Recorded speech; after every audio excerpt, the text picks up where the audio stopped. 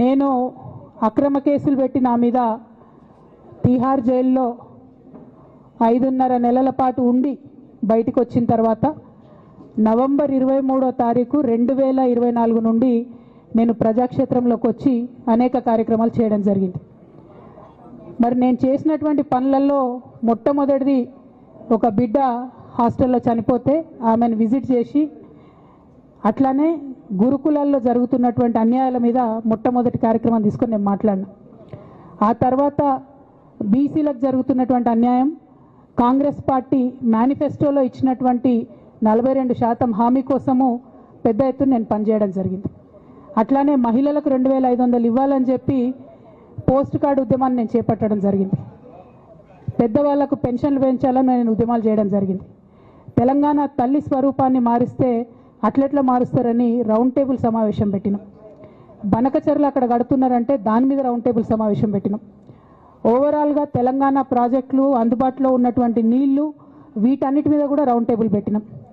భద్రాచలం దగ్గర 5 గ్రామాలు ముంపు సమస్య ఉంది, ఎవరు పట్టించుకుంటలేరంటే వాళ్ళని పిలిపించుకొని రౌండ్ టేబుల్ సమావేశం పెట్టి ప్రభుత్వం మీద ఒత్తిడి తీసుకొచ్చే కార్యక్రమం చేసినాం.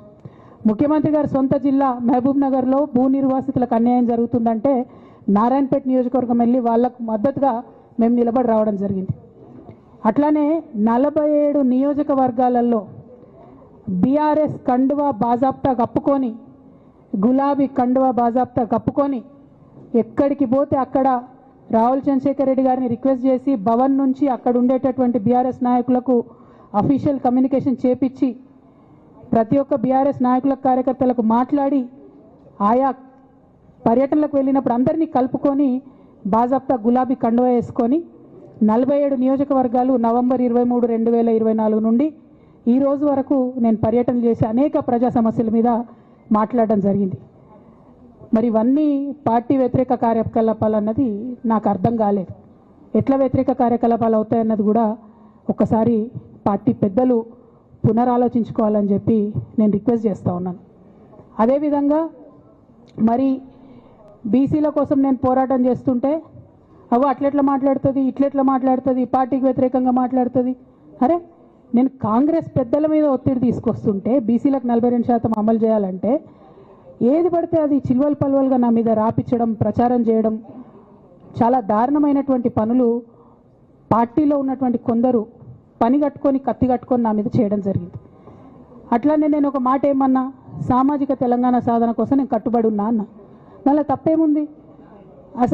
అసలు నాకు జన్మనిచ్చినటువంటి నా తండ్రి, ఈ ప్రాణాన్ని భిక్షగా ఇచ్చినటువంటి నా తండ్రి, ఆయన చిటికెన వేలు పట్టుకొని నేను ఓనమాలు నేర్చుకున్న ఉద్యమాలు ఎట్లా చేయాలని, ఆయన చిటికెల వేలు పట్టుకొని ప్రజలంటే ఏంది, ప్రజా సమస్యలు అంటే ఏంది, ఎందుకోసం దాని మీద గలమెత్తాలని చెప్పి నేను నేర్చుకున్నా. ఆ నాయకుడి స్ఫూర్తిగానే నేను సామాజిక తెలంగాణ మాట్లాడినా. భారతదేశం మొత్తంలో ఇన్ని రాష్ట్రాల్లో ముఖ్యమంత్రులు అయితే 75 ఏళ్ళ స్వతంత్ర భారతదేశం, 79 ఏళ్ళు స్వతంత్ర భారతదేశంలో దళితులకి 3 ఎకరాల భూమి ఇస్తా అని చెప్పినటువంటి ఏకైక గొప్ప నాయకుడు కేసీఆర్ గారు. ఆయన దగ్గర నుంచే కదా నేను సామాజిక తెలంగాణ ఎజెండా నేర్చుకున్నది. బీసీలకు ఎవరు వృత్తి పనిదారులు ఉంటే వాళ్ళకి చేయూతనిస్తా అని చెప్పినటువంటి ఏకైక ముఖ్యమంత్రి కేసీఆర్ గారు. చెప్పినట్టుగా డబ్బులు ఇచ్చిండు కూడా, ప్రతి కులాన్ని కాపాడుకునే ప్రయత్నం చేసిండు. అది కాదా సామాజిక తెలంగాణ? నేను మే 1 నాడు లేబర్ డే రోజు మాట్లాడితే దాన్ని చిల్వలు పలువలు చేసి సామాజిక తెలంగాణ పేరుతోని కవిత పార్టీ పెడుతుందని చెప్పి నేను నిన్న చెప్పిన 2 పేర్లు పని కట్టుకొని నా మీద దుష్ప్రచారం చేసిండ్రు. నేనేమైనా తప్పు మాట్లాడినా? బీఆర్ఎస్ పార్టీ వ్యతిరేకమా సామాజిక తెలంగాణ నినాదానికి?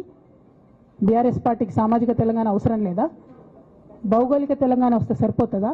బంగారు తెలంగాణ కావాలని కేసీఆర్ గారు ఇచ్చిన నినాదమే కదా. బంగారు తెలంగాణ అంటే ఏంది? హరీష్ రావు ఇంట్లో బంగారం ఉంటే, సంతోష్ రావు ఇంట్లో బంగారం ఉంటే బంగారు తెలంగాణ అవుతుందా? కాదు కదా. ప్రతి ఒక్క సమాజం బాగుంటేనే బంగారు తెలంగాణ అవుతుంది. నేను అదే కదా మాట్లాడినా. దానికి ఇష్టం వచ్చినట్టు నా మీద స్టోరీ లేపిస్తే నేను భవన్లో పోయి కూర్చొని బాజాప్తా, ఎక్కడో కాదు, బయట ప్రెస్ మీట్ పెట్టలేదు, ఏ ప్రెస్ క్లబ్లో పెట్టలేదు, డైరెక్ట్గా తెలంగాణ భవన్, నా ఆఫీస్ అండి, నా పార్టీ భవన్లో పోయి కూర్చొని నేనేం చెప్పినా, నా మీద కుట్రలు జరుగుతున్నది, నా మీద విషప్రచారం జరుగుతున్నది అని చెప్పిన. నేను రామన్నను బుజ్జగించి గడ్డం పట్టుకొని అడుగుతా ఉన్నా, అన్న నీ చెల్లెని, ఒక మహిళా ఎమ్మెల్సీని మన పార్టీ ఆఫీస్లో కూర్చొని నా మీద కుట్రలు జరుగుతున్నాయని నేనంటే మీరు వర్కింగ్ ప్రెసిడెంట్గా ఉన్నారన్నా ఫోన్ చేయరా అన్న నాకు? ఏమైంది బేటా, ఎందుకు బాధపడుతున్నావు అని ఫోన్ చేయరా? ఇది ఎప్పుడు జరిగిన ఇన్సిడెంటు? లేక లీక్ కాకముందు, నేను నా కొడుకు గ్రాడ్యుయేషన్కి అమెరికా పోకముందు, అంతకుముందే. మరి మీరు వర్కింగ్ ప్రెసిడెంట్ కదన్నా, నేను పార్టీ ఎమ్మెల్సీని కదా. చెల్లెలు అన్న బంధుత్వాలు పక్కన పెడదాం ఒక్క నిమిషం. ప్రొఫెషనల్ సెటప్లో ఒక పొలిటికల్ పార్టీలో ఒక మహిళ ఎమ్మెల్సీ భవన్లో కూర్చొని నా మీద కుట్రలు జరుగుతున్నాయంటే మీరు మాట్లాడినరా అన్న? 103 రోజులు అయిపోయిందన్న ఇయ్యాలటికి, ఒక్క మాట మాట్లాడినరా? కేసీఆర్ గారు దగ్గర నుంచి కమ్యూనికేషన్ రావాలని నేను ఎక్స్పెక్ట్ చేయలే. వారు పెద్దవారు, వారికి అనేకమైన పనులు ఉంటాయి. మొత్తం పార్టీని ఇప్పుడు పునర్నిర్మించుకోవాల్సిన అవసరం ఉంది. తెలంగాణకు జరుగుతున్నటువంటి అన్యాయాన్ని వారు ఎప్పటికప్పుడు దిశానిర్దేశం చేయాల్సిన అవసరం ఉంది. కానీ వర్కింగ్ ప్రెసిడెంట్ గారి దగ్గర నుంచి ఫోన్ రాకపోవడం మాత్రం ఒక మాట అనిపించింది నాకు. నేను కేసీఆర్ గారి బిడ్డను, నేను కూర్చొని ప్రెస్ మీట్ పెడితేనే రెస్పాన్స్ రాలేదంటే మరి ఇంకో మామూలు మహిళా కార్యకర్తకు బీఆర్ఎస్ పార్టీలో మన అన్యాయం జరిగితే రెస్పాన్స్ వస్తుందా? నాకైతే అనిపించలేదు. వస్తుందేమో నాకు తెలియదు. కానీ నేను ఒక మాటకు నాకు సంతోషం అనిపించింది. నాకు నోటీస్ రాగానే అక్కడ మహిళా ఎమ్మెల్సీలు కూర్చొని, మహిళలందరినీ కూర్చొని, ఫస్ట్ టైం అనుకుంటా భవన్లో 5 మహిళలు కూర్చొని ఇండిపెండెంట్గా ప్రెస్ మీట్ మాట్లాడింది. చాలా సంతోషం. ఇటువంటి అంతర్గత ప్రజాస్వామ్యం రావాలనే నేను కోరుకున్నా. మహిళలకు, ఎస్సీలకు, ఎస్టీలకు, బహుజనులకు కోటరీల అడ్డంకులు లేకుండా యాక్సెస్ రావాలి. అది మైక్కి యాక్సెస్ రావాలి, బాస్కి యాక్సెస్ రావాలనే నేను అనుకున్నా. అది జరిగింది, చాలా సంతోషం. నన్ను సస్పెండ్ చేసినాక అయినా పర్లేదు, కానీ జరిగింది. నిన్న మహిళలందరూ కూర్చొని మాట్లాడారు. నేనేమంటున్నా అంటే కేసీఆర్ గారు, కేటీఆర్ గారు, నేను, మా కుటుంబం, మాది రక్త సంబంధం. పదవులు పోతేనో, పార్టీలకు వెళ్ళి సస్పెండ్ చేస్తేనో పోయేటటువంటి బంధం కాదు. కానీ ఎవరైతే వెస్టెడ్ ఇంట్రెస్ట్ ఉన్న పార్టీలు ఉంటారో, పార్టీలో ఉండి కేవలం డబ్బు సంపాదించుకోవాలనేటటువంటి ఒక ఆలోచనతో, వ్యక్తిగత లబ్ధి పొందాలనేటటువంటి ఆలోచనతో ఉన్నటువంటి వ్యక్తులు, వాళ్ళకి కావాల్సింది ఏంది? మేము ముగ్గురం కలిసి ఉండొద్దు, మా కుటుంబం బాగుండొద్దు, మా కుటుంబం విచ్ఛిన్నం అయితేనే వాళ్ళకి అధికారం వస్తుంది. దాంట్లో భాగంగా ఇవాళ మొదటి స్టెప్పు నన్ను బయటేసిరు పార్టీలకు వెళ్ళి. అది ఇక్కడితో ఆగదు.